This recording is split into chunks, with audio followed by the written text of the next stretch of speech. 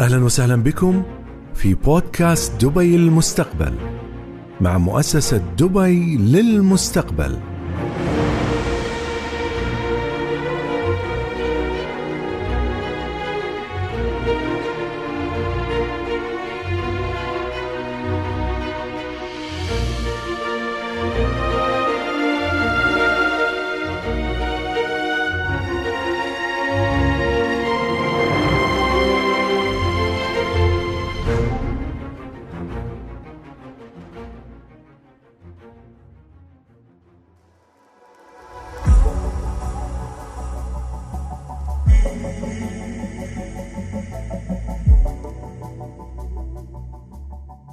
Hello everyone.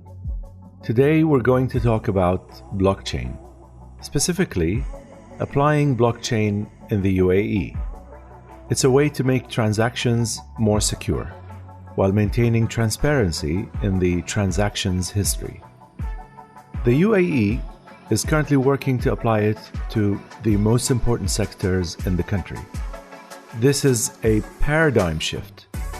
They are not only changing the infrastructure of transactions, but they're also re-engineering how businesses and institutions think about their information.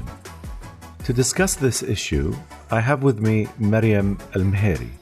She's a senior project manager at the Dubai Future Foundation and the head of the UAE Center for the Fourth Industrial Revolution, a collaboration between the World Economic Forum and the Dubai Future Foundation, focused on developing policy frameworks around emerging technologies such as blockchain, artificial intelligence, and precision medicine. You're now listening to the Dubai Future Podcast from Dubai Future Foundation.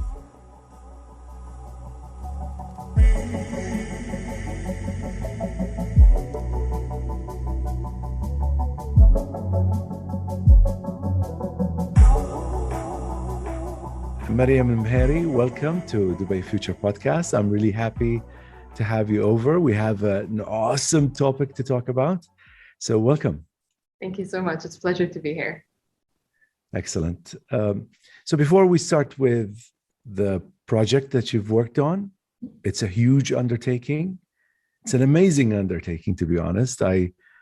Because it's two things. It's not just one thing. It's doing blockchain, converting the government, the institutions to blockchain, which is hard on its own in a technological sense. But then you have to change people's minds to make them comfortable using something completely new, a new technology. So first, before we start into going into all this, all the interesting things about blockchain, let's talk about what blockchain is. Sure. So I always find it difficult to answer that question, even though it is something we work with on a daily basis. But I think the way to think about it as simply as I can put it is it's basically a system. And it's a system that records information in a way that makes it extremely difficult to hack. And that's why it's seen as a very important technology within security and other, let's say, other infrastructures or industries. But primarily, the way it works is if you record some form of a transaction or a piece of data, it's turned into a block, which is where the first part of the word comes. And then any other transaction that comes after it or that is linked to it, that is related to you, it then kind of adds it to part of this chain. And the reason people use it is because if you, say, want to change something in that data that you initially inputted, which was your first block, there's a code that goes with it. And if you change it, that code automatically changes. So you and others would know that there's been some sort of altering or some sort of tampering with that particular information. And that's why it's seen as something that can't be hacked, because you're immediately aware or immediately alerted that there has been something done to that piece of information that you transacted or stored. So you have a block of information, yes, right? Yeah. And this information, a record, you're saying? Yes. Yeah. Yeah, and that's stored into the computer. Yes. And then there's a code that's associated with this block that tells you that the information in there, the information in there is, let's say, It's held together, yeah, by this sort of code. It's all the right, information is sort of made compact into this code. Anything you correct, change in this block would have to would probably be inconsistent with the code itself, correct, and yeah, then and therefore you can find out that somebody has changed it, and that's why exactly. it's secure. And that's So why. so what's the point? Why are we doing this? Well, I mean, I think if you think about a specific case, for example, land registry, right? And it's not just here. I mean, Sweden does this, other countries do this as well. You have a deed to a piece of land, right? And that's been put into the system. Now you go to the land department, you ask for that deed. That deed's in your name, great. But let's say for whatever reason, somebody wants to tamper with that deed. You know, they want to give it to somebody else, or they want to, I don't know, remove it from your name and just delete it completely from the system, which I mean, I hope no one would do, but this is, you know, this is a hypothetical example. Right. If that's being done, you wouldn't really know that as customer, and probably someone within the operations who then has the ability to do that wouldn't be able to, or wouldn't be seen by management as doing that, right? Because you are the operator changing that in the system. If you put all of this onto blockchain, that code is now, as we just discussed, being tampered with, and that's something that you automatically are able to see. So it's been used, one, for storing records and dealing with things like land registry and others, but also within the financial system, where it initially started with, you know, cryptocurrency, which I would like to say on this podcast and here that cryptocurrency is not the same as blockchain, because that's a lot of where the worry comes from. But they use blockchain for cryptocurrency. Correct. Yes, and it Yes. did kind of come out together, right? Which is where the association is. But you know, you mentioned at the beginning about changing kind of mindsets. One of the big worries at the beginning was, oh, we don't want to deal with cryptocurrency. Well, it's not the same, but it's an understandable kind of misconception. Right. So again, maybe to answer your question, I would say the importance is that, yeah, you are able to have something that can't be hacked, and you are able to see where those transactions are going and how they're being done, and trace it from start to finish. So let's assume someone wanted to change a document. Let's say this land ownership document, and I sold the house, yes, but I do want to change it now. So I want to buy the house back again. Yeah. So is this a new transaction? It's a new block that you add into Correct. the system. Okay, so it's, you don't go back and change the old one. You make a new block completely with a new code. Correct. Okay. And then you can see all of your transactions then, from the point that you bought the house to the point you sold it to rebuying it. You know, you have that whole kind of ledger, and hence the distribution. Oh, excellent. Yeah. So you know exactly the history of all the transactions you've done. There's nothing missing, nothing changing. You're sure of everything. Okay. So who thought of this idea? Who thought of actually implementing this in the UAE? So in the UAE, I mean, there was a Dubai blockchain strategy that started in 2016, and the Dubai Future Foundation had something to do with kind of the beginning of thinking about that strategy, given that, you know, the kind of motto or mandate of the Future Foundation is to be thinking about emerging technologies and where they can be placed and how they can be most beneficial to Dubai and the UAE. So I would say it started in about 2015, but there was this large strategy in 2016 that was then given to Smart Dubai to manage. And then there was another strategy on a federal level in 2018 under His Excellency Umar, the Minister of State for Artificial Intelligence, Digital Economy, and Remote Work Applications. And these, I think, were both really kind of seminal and important strategies because they pushed the use of this technology in the public and private sector. And one of the things we've seen with the work that we do with the World Economic Forum and other countries is a lot of the time, blockchain is something that starts from the industry, and then you find government kind of interested in it or never really interested in it in some places. But in the UAE, it's been interesting because it's been pushed in a way by government, by the public sector, and then private sectors is kind of coming in and collaborating with the strategy that's already been in place. Yeah.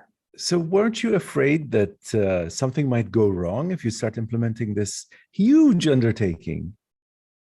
I mean, I can't speak for all of the cases that were in place, but I think from the work that we've been doing, yeah, I mean, it's a lot of money to put in. It's quite a major investment, and I think we saw at the beginning when there were a number of pilots that were put in place, and I think this was in good way to go about it, I would say, by starting off with POC, proofs of concept, and then pilots, and then scaling it. But what we did see at the beginning with these pilots was, yeah, for sure, things did go wrong. And I think that's important to note.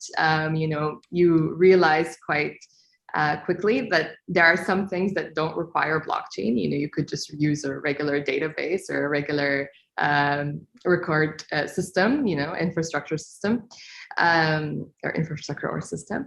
And so I think what we've learned from that is that there are things that work for blockchain. Like I would say this is one line if I could sum it up. What some things or some cases that are definitely suitable for blockchain technology, and then some that are not. And it's okay.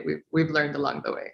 So yeah, that's a great point. We're going to come back to this later on about how you decide whether something is good for blockchain or the usual system. Who actually is going to be using blockchain and who's not? Is the pharmacy going to be using blockchain for simple receipt transactions, or is it just the federal government maybe, or banks? Mm-hmm. So we'll get to that. But before that, I read some of your documents, and one of the words that stood out to me was toolkit. What is that? So the toolkit is, well, if you're talking about the blockchain deployment toolkit, that's one thing we worked on. But generally what we do at the center is develop toolkits that help companies and public, private sector companies or entities really look at the technology and think about how they can implement it. So the blockchain toolkit we worked on was something we did with the World Economic Forum and a number of other collaborators from both public and private sector, where we took blockchain and kind of minimized it down to what is blockchain, kind of as you were started this conversation. How can it be used? What are the things that you need to think about as a company or entity when implementing it? What type of chain, because there are public and private chains. What do you need to think about in terms of data privacy? How do you own parts of the chain if there are a number of companies that are, let's say, using one particular blockchain together? And so all of these sort of questions that were, I think, interesting to us, particularly as I mentioned, because some of the pilots worked and some didn't, were put into this toolkit. And then we asked different entities to actually test it against their cases. So we had companies who had either already gone through the full process of implementing blockchain in their organization, but might have hit some sort of obstacle, review it, and tell us actually this was helpful or this wasn't helpful. And then entities who hadn't implemented it at all and perhaps didn't really know how they wanted to, but maybe they had some sort of remit or interest to implement it, and kind of use that to walk them through how they would then do it. And for us, that was a really interesting experience, because you have some entities who did come back and say, there are parts that we found as obstacles. Now we kind of know what to do. And then others who said, there's parts of your toolkit that are missing, and these are the things you need to add in. So it was a great collaborative experience. And now it's out. It's a website as well as a document. And so is it just a document, or is it also an application that they have to download and play with and try? Is it a document, a set of rules and regulations? This is what you need to do, and this is what you need to have in order for you to do something? Or is it also a combination of a document, training, the blockchain itself, software? What is it? Yeah, so it's more a website that you kind of, as you mentioned with the document that you download, you go through certain questions. So it's more from a hypothetical or let's say theoretical perspective rather than the practical application. And it's basically for decision makers to really be thinking about the governance around blockchain. So there are some technical components, like which sort of chain should you use, or how do you deal with data privacy or cloud storage or things like that. But generally, the document is more from a governance perspective, particularly since we tend to work from a policy side or a policy perspective. But I will say that we have done a few workshops with it before, and we had an accelerator around it as well. So, we're more than happy to always be supporting as well from the technical standpoint. But I can say from my own expertise, that's not it. So policy is always safer for me to be discussing.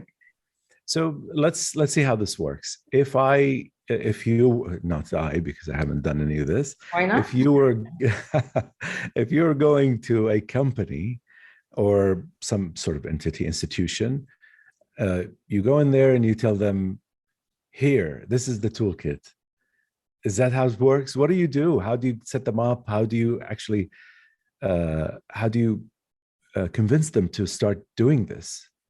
Sure. So one case that I can give you, because we did this actually with Abu Dhabi Digital Authority, is we started speaking to them initially about the kind of cases that they had in place for blockchain. So there was already that interest there.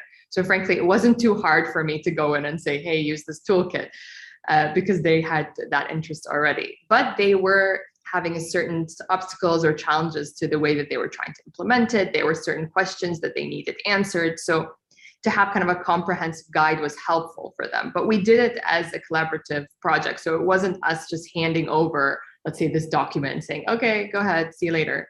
It was, here, this is something that you can use, that we're going to kind of work with you through. And so there was this weekly feedback, Kay came back saying, oh, we've put this into kind of a checklist format. These are the kind of things we found that have been useful. This is the company we're speaking to now. And so we could also put them in touch, for example, with companies that we know that do work in this field or do actually provide the blockchain infrastructure, and then do that together. So I hope for the other kind of projects that we do later that this is the way that we continue, because I think no one is a one-stop shop, right? Like I can't give you the application and the policy and walk you through how to do, your whole blockchain infrastructure for the next 6 months. But what hopefully I can provide, and what we can provide as the center and as Dubai Future Foundation, is this network to all of the people that can help you do that, and then sort of give you the guide as well. So which entities are using it right now, have implemented it completely? So the toolkit itself, Abu Dhabi Digital was the main entity that we worked with. And then we had a number of other entities that we had within the accelerator program, like Landmark Group, for example, Majid Flame, as some of the private sector, and then public sector like Dubai Customs, DP World, and the likes. But for blockchain itself, I would say across the Dubai government, there are a number of entities who've already implemented projects, but it doesn't necessarily relate directly to the toolkit, but they've been, part of the discussion around the programs or within the programs we've done. Have you approached anyone that said, no, we don't want this? I have to say no. And it's not, I'm not just saying that. I think, as I mentioned, because there was the Dubai blockchain strategy and the federal strategy, there's already been kind of the assurance that this is something that could work. Has it always worked? I will be frank with you, no. But, is there an interest? Generally, yes. There's an interest to at least look into piloting something or a proof of concept or some initial kind of experiment of it. Does it go forward from that? Not always, but again, that goes back to the question of, is it actually the right technology for this particular use case? So when you said, has it always worked? And you said no, do you mean by that they refused to do blockchain, or was it the fact that they tried it and they failed to set it up, for example? Generally, it's the second, but I wouldn't say that they tried and failed to set it up as much as perhaps they tried. And again, the use case wasn't the right one. And I think that's one of the things we always push with the toolkit as well, that, the one thing to maybe start off in a process is identify the use case and maybe vet it with a number of parties, right? So you might think a use case is great. I mean, there's a number that we've thought that are really exciting. And then afterwards, once you go and you speak to the people who work in that specific field, or you have different experts kind of vet it, you realize maybe it's not the right one for blockchain. You could use something else, IoT, for example, if you want to just put in sensors or whatnot. So I would say hold on a second. IoT and blockchain. How's IoT a replacement for blockchain? IoT is what is it? So it's the Internet of Things, and it's generally not the replacement for blockchain, but sometimes we've had, for example, in the energy sector, we've had cases where people have used blockchain for example, hydrogen, green hydrogen verification or carbon capture. But perhaps they're using it they want to use it for authentication purposes, but also, let's say, to measure the temperature to ensure that, I mean, this is me really talking outside of my field, but to ensure that like certain energies are placed in the right temperature, energy production, sorry. But that's something IoT could do from just a sensor perspective, rather than implementing a full blockchain infrastructure to then vet it afterwards. So what things have been actually used in blockchain? Is it receipts? Is it bank checks? What is it that some entities have done? So I think the most interesting, or I don't want to say the most interesting, but maybe the most impactful case that we've seen kind of across the world is blockchain in supply chain specifically. And that's in like trade and logistics. And why that's the case is because, as I mentioned at the beginning, blockchain has that traceability factor in it so that you can see all of the transactions throughout. So if you think about a full supply chain and putting kind of all of the vendors as well as the products itself, if you link them again using IoT to the chain, you can actually see a whole supply chain move from the point of exporting a good to the other country or other entity or whoever kind of importing that good. So we always use this case that IBM actually told me about oranges. And so I'm not sure if it's an IBM case as much, so I can't say that, but one of the people that we worked with told me about this case, that if you had a farmer who had oranges, who puts it on, let's say, a crate, a ship to go from place A to place B, that whole process can be put onto blockchain. So including the customs, including the temperature checks where you have like the actual goods linked again to a sensor that's then kind of verified through blockchain, all the way to the point where somebody picks that up and puts that in like a Carrefour or something. All of that can be traced. And actually there are grocery stores that have these QR codes that you can scan that tell you where your good has been, tell you whether they're organic, verify all of that for you. And that's also done a lot of the time through a blockchain platform because of the verification aspects. And again, because it can't be hacked. So you have like a very solid or original code. And so I've seen that as a really, I think, successful case. But it's also been used in energy, as I mentioned, for verification of specific energy sources, renewable energy. It's also been used by brands like Louis Vuitton and Nike for counterfeit goods. So, you have a lot of that, you buy a shoe, obviously you probably buy it from the Nike store, but imagine you bought it somewhere else. Can you really verify that that's Nike? Nike has used blockchain for that. And then, of course, in fintech and the financial services, one of the projects we've been working on is around tokenization, so crowdfunding using a blockchain platform. So it really can be used in multiple industries. But again, I have to, and it's going to be annoying because I'm going to keep coming back to this, but you have to just make sure that you have the right use case. But it can be used across any industry. Okay. So you've given me some examples, and I understand the examples that are used in some cases, but what have you used it in?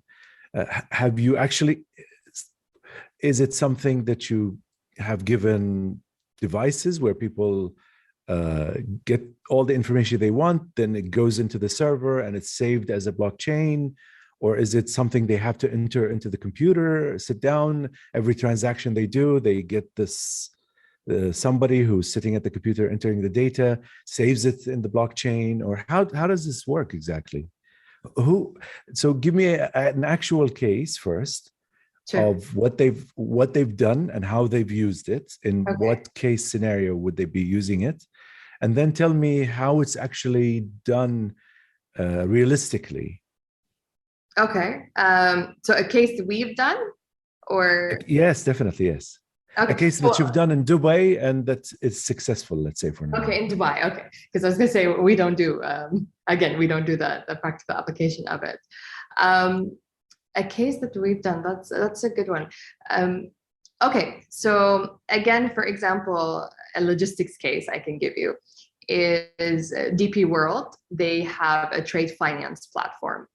And on that specific platform, what they did is they built like a website, an infrastructure, and that's been put on a blockchain. So kind of all of the way that it's coded is on blockchain, so that all of the different things that they input from a trade perspective goes onto this particular website or this particular system, I would say. And what that means is that, let's say, again, they have, so I think they have over 120 places that they're in, but don't quote me on that. If you think about it from that perspective, they have a huge network. How do they get that huge network in one centralized place? Hence, this is where the blockchain came in. Right. And they have their trade providers. They have the different companies that they're getting products from. They have the customs officials in all the different countries that they're situated in. They have, as well as kind of security officials, all of the processes that go into this, as well as the documents themselves, all on this one particular platform. And so everything can then be done on this platform. So if I come and I want to import something specifically, I obviously have to provide my identification documents. I have to provide my sign off on, let's say, the documents that, the products that you need. All of the kind of things that come into customs. Again, these are not my areas of expertise, so excuse my vagaries, but that's kind of the idea. And then I'm going to this platform, I sign off on all of this on the platform. Within seconds, all of the other officials can see that I've signed off on this, and then I'm able to receive this, whatever I'm importing as a large provider here in the UAE. I hope that was clear. Yeah, that's okay. I feel like it needs a diagram. No, yeah, that's true. Yeah, it needs a presentation. That's true. There's a case that you had QR codes on checks. What is this about? So that was the Emirates NBD case. And the reason that this came up is there was a lot of concern about checks being fraudulent. And so when they were cashed or when they were even given from person to person, that these checks were not actually checks from the bank. And so what they did to deal with this was put on a QR code, kind of like I mentioned with Nike and their shoes, that linked to their own blockchain infrastructure that again had that very specific original code that said that this is a check that is from the bank. So that when you or anyone, customer, would go to cash it in or give it to the bank could then run that QR code against their system and say, yes, this is an authentic Emirates NBD check, and yes, we will cash it, or yes, we will issue whatever needs to be done. Every check has a QR code, and the QR code is stored already in the blockchain before it's actually given to someone? Yes, so it should already be in the system itself and then is linked. Ah. Okay, that's interesting. You mentioned the word own blockchain, their own blockchain. And okay, so that brings me to the question about, is it centralized or is it every entity have their own blockchain that the government doesn't know about? It's theirs and you can't get into it. Even the government can't. So all the transactions are hidden and they're kept hidden, but they're only for the company's eyes. What is it like? Is it a centralized governmental blockchain where everything goes into one place, or each company has its own? So generally, I mean, the blockchain, as that we go back to its origins, is a decentralized distributed ledger. I mean, that was always what it was meant to be, I think, at the beginning of it. Of course, when companies got involved, when governments got involved, it became more and more centralized because that makes sense. You know, you are no longer an individual on a large network, you are an entity holding your own data and wanting to hold your own data. So in the case of Emirates NBD or any of the entities here, yes, they have their Emirates own. NBD is what again? Sorry, it's the National Bank of Dubai here in the UAE. Yeah. So they have their own blockchain. So each of these entities have their own blockchain. So all of the data is stored on their own chain, and this is considered a private chain. So it's not something that's open to the public, and only certain, people who have access, like you would have in any system, have access to that particular part of the chain. So what's interesting about blockchains is that you could, you, Dr. Mohammed, could have access to one part of it. I could have access to another part of it, but we would, for example, not be able to see, each other's data or each other's particular part of the chain. So yes, it is centralized and decentralized in the sense that the regulation is centralized. There is a regulating authority, but the actual chain itself is, if I say, decentralized because each entity has their own. Okay, that leads me to the next question. Suppose the bank finds out that a check was fraudulent, and they, according to their own database, according to their own blockchain, would they be able to take this to the court and ask them and tell them that this is here, I have the proof? Is that acceptable now? So this is something that it works for the bank itself, of course, but blockchain is still something that is, I think as with a lot of emerging technologies, coming up in the regulatory field. So I wouldn't say that there's a specific regulation for blockchain or that blockchain itself has been used to verify things in court. I actually looked this up before our discussion because I was thinking about it. One of the projects that we've been working on in the foundation and just with a number of other parties here is around smart contracts. And, this is something where you kind of sign off on documents solely on blockchain.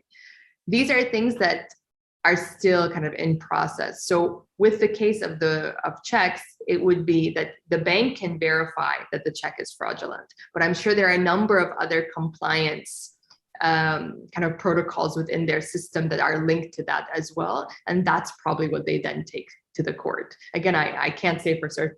I don't really know what happens within the bank. Quite a lot, right? Yeah. So yeah, there's quite a lot of minds to change yet. It's a huge infrastructure. It's not something easy to do because blockchain is new, and people still don't trust it yet because they're not even used to it. They don't know what it is. Most people don't know what it is. And then, some institutions do, but then it's like DNA. Initially, when DNA was used in court for the first time, and I think, if I'm not mistaken, it was in the O.J. Simpson's case. The first time DNA was used, I think, can't remember, maybe my memory is fooling me, but it was used there, and people were thinking, what are they talking about? How is this evidence in court? Mm-hmm. And now DNA is very strong evidence. It's like blockchain. If something happens to the DNA of the code, then this is certainly changed. The block has been changed. So nobody can tamper with it without changing the code, without having this miscommunication between the code and the block itself. If this is going to be a strong use, it has to have strong backing from the government in terms of the judicial system. It has to accept it as a form of proof. It's a very strong proof. If people understand blockchain well enough, they will know that it's not something you can easily break and get results that you can fake the results, let's say. So they should use it someday, and let's hope that you can change minds, but it's going to take some time, It seems it's not easy changing people's minds. Okay, so um, who do you choose to go to and say, here, start implementing blockchain? Is there a criteria for choosing a particular entity, or do you go into the big entities now that because they might have a case that works, and say, well, guys, come work with us, let's do blockchain, let's make life better for you, and here are the rules, find out your case on your own, or usage, let's say. So how does this exactly work? How do you determine which of these entities is good to be using blockchain? It's a bit of both. I think because we're in constant dialogue with a number of entities anyway for projects, regardless if they're around blockchain or other emerging technologies, or even within other sectors, we find that we're constantly hearing about potential use cases. And so sometimes we'll be talking about something that seems to be related to AI, but once you're delving into that project a little deeper, you realize, no, perhaps blockchain would be the right case, and let's look at it from this perspective. So I would say it's not usually us going to a particular entity and saying, use blockchain, that would be the thing that will Great save your for lives. you. Yeah. But the more that there's already this ongoing dialogue happening within the Future Foundation, within, for example, the future councils in the center with other federal entities, that you kind of know what projects are coming up and perhaps what could be the most useful technology, if that technology is useful. Sometimes you don't even need the technology. Is there something, so when you look at companies or you look at institutions, do you say, well, I think that institution looks good, maybe we should go for it? And then there's a cutoff point where you say, no, pharmacy, no. Grocery store, no. Grocery store size this, size small, no. We're not going to go there because it's a headache and it's not worth it. And it's probably not worth it for them to have an overhead of trying to do this initially. So is there some sort of criteria you use to choose? I mean, yeah, you wouldn't go to a small grocery store. You're absolutely right. And I think there are smaller entities generally, unless they're kind of the startups who are developing the actual application, are not the entities you go to, because it is quite a large investment. But I think even more than the investment, the reason that you tend to go to the larger entities, or perhaps like kind of the leaders in that specific sector, is because of the risk. You tend to have more people willing to even join a project or invest in a project if they've seen that larger player moving forward in it. So, if it's something within energy and you see a large kind of energy player saying, yes, we're actually going to do this project and we're going to use blockchain, then you might have the smaller players that need to be a part of this project join, because they see that somebody's kind of taken that accountability on board. So generally, yes, you would probably go to the larger players because they're more likely to sign on to it, because again, from an investment, but also perhaps risk appetite perspective, but also because, hold on a second. What? Risk appetite? Yeah, they have a larger. Tell me about this. Yeah. I mean, they have a larger risk appetite, so they're more interested in taking risk. Interesting. Sometimes, not always, but you tend to see that. And then once they've kind of shown you that, yes, here, as entity, I am willing to take that risk, then smaller entities will go and join. But I mean, I will say something in the fintech sector, it's kind of the opposite, because, if the financial sector is quite an established traditional sector, that we actually see SMEs and smaller companies, startups leading the way, because they tend to be the ones that are developing this new technology or trying to integrate tech into their financial projects. And it's quite exciting. So they're usually the ones who are saying, like, this is the kind of stuff that we should be focused on. And then you try to convince the larger players that it's an important thing to invest in. Were there entities that said to you, no, we're not going to do this? Again, no. There haven't been entities who have said no. There have been entities who have said, this doesn't make sense for us at the moment, or there's other ways that we could so go. That's a soft no, actually. It's something I don't hear no. Yeah. I hear, there's potential for renegotiation. But no, I mean, I think if it's a valid reason, if it makes sense that, there's, again, this case doesn't seem to work, or the investment in this particular case doesn't measure up to kind of the benefits that you could get from it, then I completely understand why one doesn't go forward with it. But I think if it's just a lack of awareness around the technology, but there's still potential, then there is that room for a renegotiation. And that's why I say that we haven't really heard a no in that respect. Like, we haven't had somebody say no because they don't know what the technology is and are afraid of it. It's generally no because it doesn't maybe make sense in this particular sector or this particular case. The reason I re-asked this question again is because I wanted to see if it actually makes sense in terms of investment. So if a company, you're approaching a company or an institution and you tell them, let's invest in blockchain, let's do this.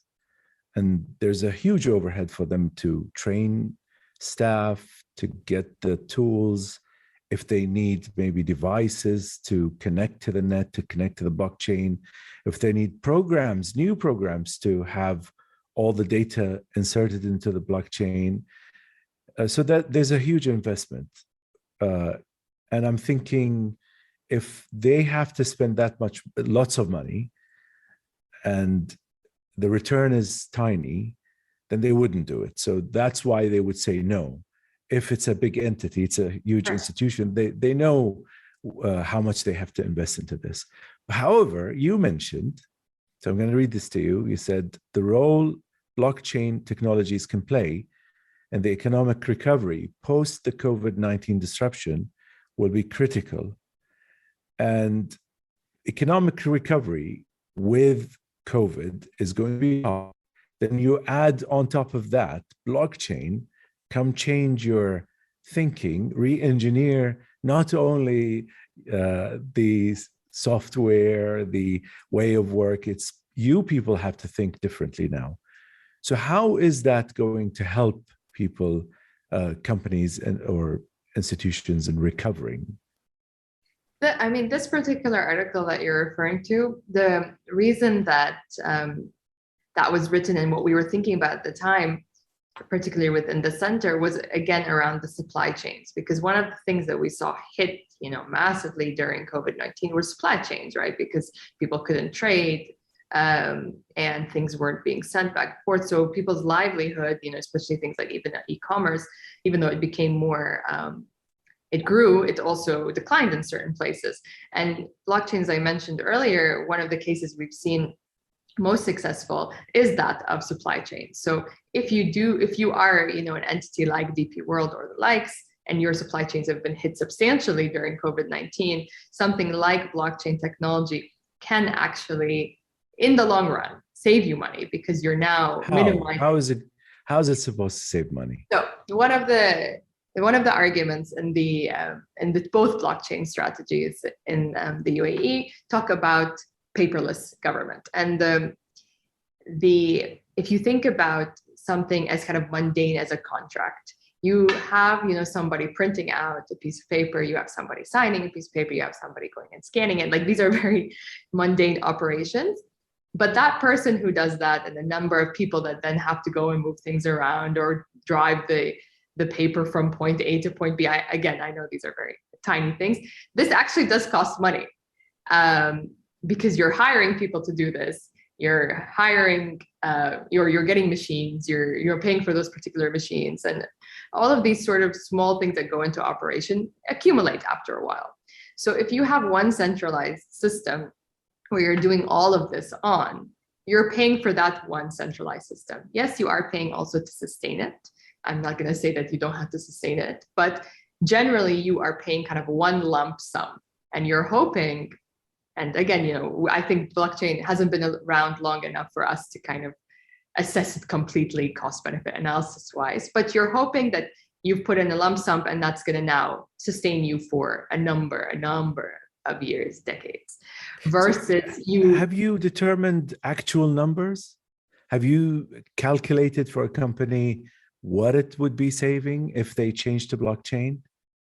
So I don't do that. I only talk about it from a policy perspective. But Right. we definitely have people who either, companies themselves who have put this in place, or people that we work with who have done that. And so that is a huge part of the toolkit as well.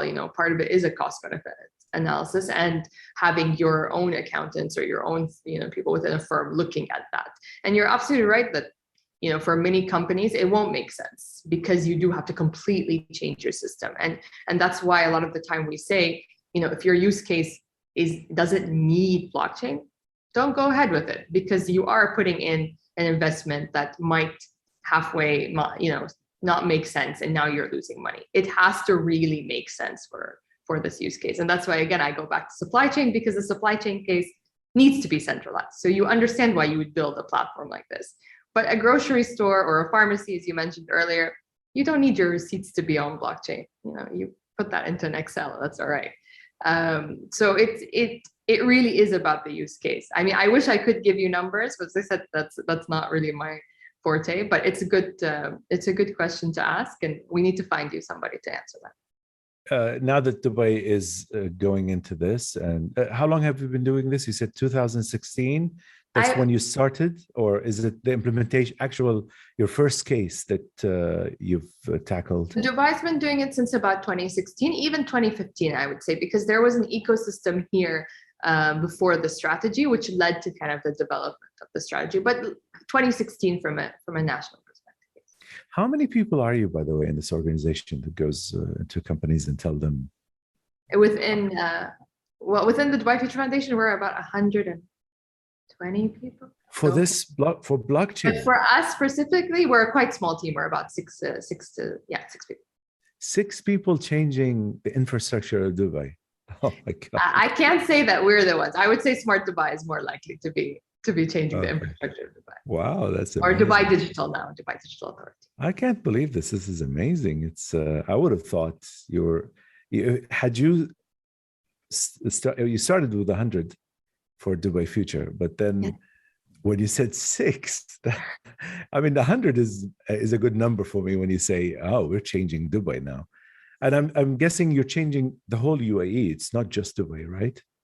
So Dubai Future Foundation works on obviously Dubai government level, but the center, which is the project within, and is the project that I lead, it works on a federal level. So yes, this is something that we do across all 7 Emirates.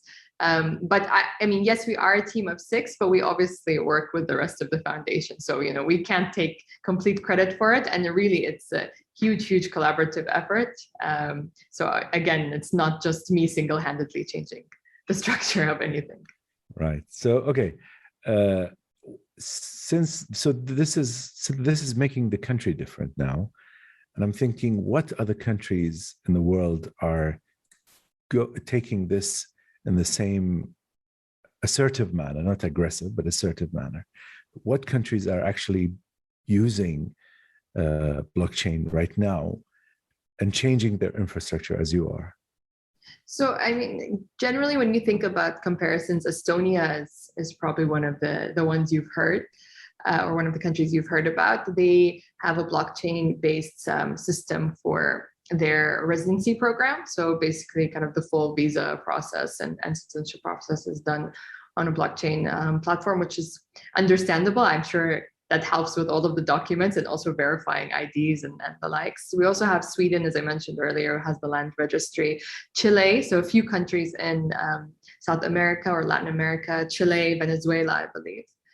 And actually Colombia, one of the countries that works with us in our larger center network, they've used blockchain for anti-money laundering, which is, and kind of for tackling corruption purposes. So I think that's a very interesting case. We, as the center, are part of this larger network, and that's been interesting for us because we get to hear how different countries use these technologies. So Colombia was one of the ones. And the US, I believe, has used it, the UK, but I will say one of the things that we were quite proud of when we started working on the toolkit, which I believe was in 2018, was that we had actually, started a lot of these projects way before a number of the other countries. So this was kind of a momentary or a moment of pride for us as kind of the UAE and as Dubai. But there's always so much to learn, and so many other cases that we're seeing other countries coming up with that perhaps we hadn't even thought of, and we're now looking at them like, oh, that's something that we could try here as well. So it's been a definite knowledge exchange. Are you in contact with them in any way, and with other countries, to see how they're developing? They're contacting you, how you're doing, and how this is working? Yes, so we within our specific network, we talk to these countries at least once or twice a month. But with other countries, for example, Chile, I said that they've been working on something with energy. We've just recently been put in contact with them on something AI related. But now that I found out that they're also doing something blockchain related, then that's something that we can follow up with as well. So no, it's we're definitely constantly trying to make these kind of cross-country projects happen and take and turn into kind of larger projects that we can learn from, but also maybe do together, right? So it's not just within the UAE, but something that turns into a worldwide blockchain project. Have you thought about AI, whether maybe it will be able to hack into blockchain and do something unexpected? Let me rephrase this question again, okay? Let's not put it against AI, but let's say, what if something goes wrong? What if the blockchain, some really genius guy comes in and does something completely, and I know it's like DNA, and I know it's hard to cheat the system. This is almost like a fact. It's impossible to change something in the block and have the code not change. You have to change it to fit the new change in the block. So that's an impossible thing. I'm saying this with caution. But let's say some genius guy comes in and thinks of a new way to cheat the system. What would happen then? You've established all this, and all these companies are there. They're using blockchain. How would you deal with the situation? I mean, anything can be hacked, I suppose, right? If we're going to talk about it hypothetically, right? Of course, as you said, the assumption with blockchain is that it cannot be hacked, but anything I'm sure can be hacked. And I'm sure it's at some point, if they bring in quantum and all of these, you mentioned AI, but the quantum as well, there is a way that blockchain could potentially be hacked. But I think that's where the investment in the security aspects of cybersecurity and the likes becomes even more important, because everything's going to become even more connected. So we're constantly looking for ways for things to be more secure, right? Everything, especially post COVID-19 or throughout COVID-19, we've been thinking about the digitization of services. If everything's going to be digital, if there's going to be a digital twin, for example, if you are going to be, a digital version of yourself online, you're putting so much of yourself now up for grabs. That's the risk that we take in a 4IR world or a fourth industrial revolution world. But we also get all of these benefits from it. We get the connectivity, we get better operational efficiency. So yes, maybe it can be hacked. I don't know. We have to look into it, but I don't think that should collapse the whole system. I think that it's something we need to be prepared for, and that's where we put in more and more investment in cybersecurity and more of a focus on data privacy and the likes. But I wouldn't say it's enough of a reason to not invest in it to begin with. Let's end with this question. Where are you going with this now? Is there a target? Are you going to do 60% of the country or 40%, or then say, yeah, I think that's good enough and we're done? What are you thinking about? Let's talk about the future. So this is do a future foundation, and let's talk about the future. What's happening? I think the future, we shouldn't set, within the two strategies that I've mentioned. They have particular percentages that are to be reached or have been reached. But I think in the future, it shouldn't be so much about meeting a particular percentage. So it shouldn't be that we should say 40%, needs to have integrated, or entities need to integrate into blockchain. I think what we should be saying is, in a way, being more responsible about it and almost more slow about it. And what I mean by that is that we actually implement the technology where it needs to be implemented. And it's maybe not the most exciting response to your question, but I think it's perhaps the most rational response, in the sense of, this is something we're investing in. This is something where we've seen the benefits. This is something where we've also seen it hasn't worked. So in the future, let's put it to use where it should be put to use, and let's continue to test it perhaps on a smaller scale where we think it could potentially be put to use, but we're not sure. So it's almost two tracks, but I wouldn't put a percentage as much as I would think that we should be implementing it where we know we should be implementing it, and testing it, I guess, on the side. Excellent. Mariam Mehari, I had a great time talking to you. Yeah. I usually take blockchain from a technical standpoint. This is the first time I talk to someone who knows about it on a higher level, on implementation, which is completely different from my thought process. I'm glad I talked to you. Thank you so much for being on the Way Future podcast. Thank you so much.